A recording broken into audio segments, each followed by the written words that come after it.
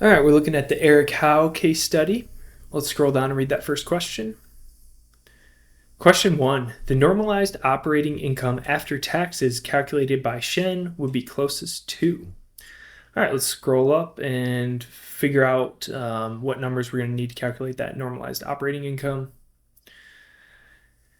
All right, Eric Howe is the sole shareholder and CEO of Capstone Machinery. Recently, Howe was diagnosed with cancer, prompting him to put Capstone for sale. Camila Shen, a director of acquisitions at a public company, has evaluated Capstone. Many of the assets owned by Capstone are unique to the business and thus not marketable to outside companies. Shen has not been able to identify publicly traded companies that are similar to Capstone. Howe's compensation for the year was $1.2 million. Shen's executive compensation consultant believes a normalized compensation expense of $400,000 for a CEO of a company like Capstone is appropriate. Howe's compensation has been reported in selling, general, and administrative expenses, SG&A. So that's something we're going to be taking into account for normalized operating income.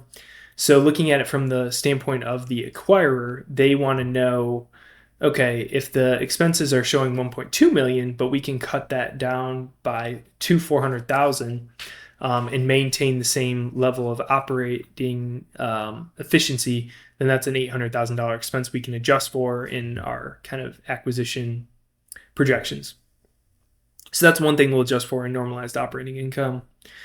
And then secondly, or this last bullet point, Capstone has a luxurious condominium on the books that is used exclusively by Howe to entertain family and friends. Shen does not believe the condominium is required for core operations. So since it's not required for core operations, we're going to back this out of our calculation as well. The condominium expenses for the most recent year include $150,000 in SG&A. So we'll be subtracting that out of SG&A as well. And then $100,000 in depreciation.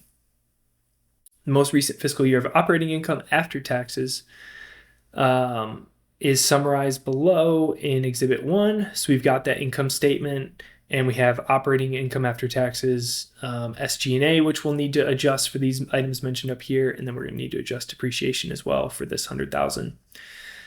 Let's read a little bit more, make sure there's nothing else. Currently, Capstone has a very low amount of debt because Howe prefers to finance capital expenditures with his equity contributions. Shen anticipates increasing the leverage significantly at Capstone if the acquisition is approved. She states that the free cash flow growth rate might reflect temporary fluctuations in net borrowing.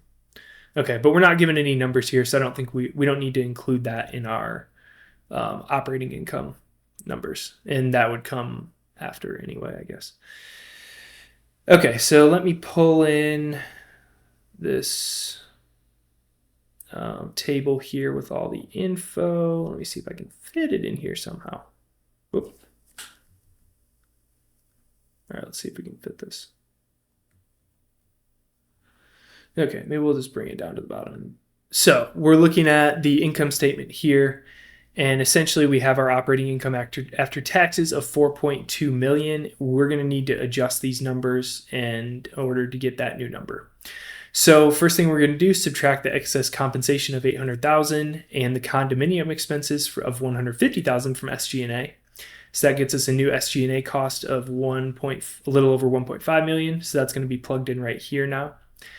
And then we need to subtract $100,000 from depreciation and amortization for the condo. So that's going to leave us $400,000 in this spot here. So then from there, we're just going to redo these numbers. So we'll take gross profit and subtract out the new SG&A to get the new EBITDA. So that new EBITDA number is almost $8.5 million. And then our new EBIT is going to be the new EBITDA number minus the new depreciation and amortization number. So that gives us a little over $8 million.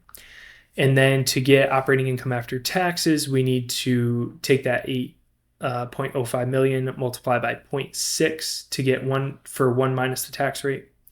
And that gives us our new operating income after taxes. So we've got 4.5 million, 4.8 million, which is going to be closest to or 5.1. So we'll go with answer B, 4.8 million. Question 2, based on the assumptions in Exhibit 2, Shen would calculate a required return on equity for Capstone using expanded CAPM closest to. So expanded CAPM, we'll read down and make sure we don't miss any information. But what this is essentially looking at for Exhibit 2 is we have our risk-free rate, equity risk premium, and beta, which is going to be the normal three things for CAPM. And then from there, we're going to be adding on these extra premiums. So we've got small stock premium, company-specific risk premium, industry risk premium. So these are just extra risks that our equity investors would kind of put on top of the normal CAPM that they require for our company. All right, so I think we read to here, so I guess we just have this one sentence before Exhibit 2. Shen proceeds to use various methods to value Capstone based on the assumptions shown in Exhibit 2.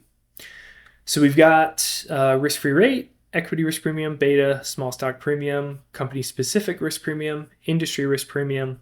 Then we've got pre-tax cost of debt, optimal debt to capital ratio, and combined corporate tax rate.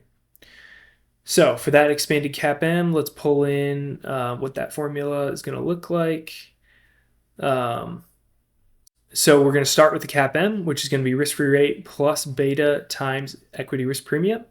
So it's going to be 2.5, and then we're going to add that to beta 1.1 times 4% equity risk premium, gives us 0.069.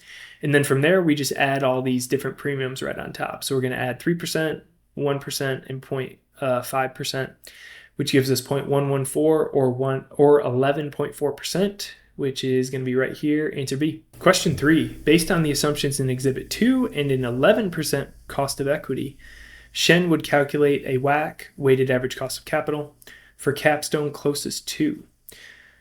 So let's pull in that formula and what this is going to look like. So that weighted average cost of capital is going to be equal to the weight that we have on equity. And then we're going to multiply that by the cost of equity, which is given to us at 11%. And then we're going to add that to the weight of the debt multiplied by the cost of the debt, and then multiplied by 1 minus the tax rate to consider the tax benefit of using debt, since we can write off interest. So the weight of the equity is going to be 0.8, and that's given by optimal debt to capital ratio. So if we have debt to capital of 20%, that means we have equity to capital of 80%, which would be 0.8. Cost of equity is given at 0.11. The weight of the debt is going to be 1 minus the weight of the equity, which is 1 minus 0.8 or 0.2. And then after tax debt costs, we're going to take the pre-tax cost and then multiply it by 0.6, which is that corporate tax rate, 1 minus the corporate tax rate. So the debt after tax debt cost ends up being 0.045. And then from here, we're just multiplying that all through. So 0.8 times 0.11 plus 0.2 times 0.045, which gives us 9.7%. Answer C. Question 4. Based on the assumptions in Exhibit 2, Shen would calculate a required return on equity for Capstone using the Buildup method closest to. So for the Buildup method, what we're gonna do is we're gonna start at the lowest return on the totem pole, which is going to be that risk-free rate. And then we're going to build up to what our cost of equity should be for this specific company. So we're basically just going to add all the premiums on top of that. And so unlike the CAPM though, we are not going to account for the beta of the company. So what this is going to look like is we're going to add that equity risk premium on top of the risk-free rate. And then we're going to add the small stock premium on top of that. And then we're going to add the company specific premium on top of that. And then we're going to add that industry risk premium on top of that. And so it ends up being pretty simple math problem at that point. So we get 2.5 plus 4 plus 3 plus 1 plus 0.5 gives us 11, which is going to correspond right here with answer B.